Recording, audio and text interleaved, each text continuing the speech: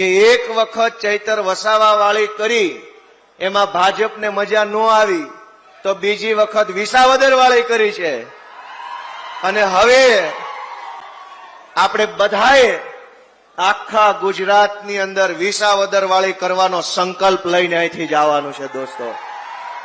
સાથીઓ, હું છેલ્લી એટલી આશા રાખું છું કે આ આક્રોશને ઠંડો ન પડવા દેતા, તમારા જુસ્સાને થમવા ન દેતા, ઉભો ન રહેવા દેતા। આ લડાઈ બહુ લાંબી છે, જામીન ફામીનની લડાઈ નથી લડતા, આપણે તો સરકારમાં બેસવાની લડાઈ લડીએ છીએ।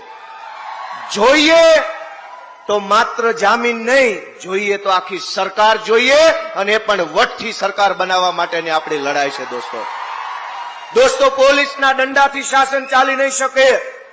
પોલીસના દંડા, એફઆઈઆર, જેલના સળિયા બતાવીને સરકાર નહીં ચલાવી શકાય। સરકાર એની જ ચાલશે જેનું રાજ જનતાના દિલની અંદર હશે, જે જનતાના દિલમાં હશે એની સરકાર ચાલશે।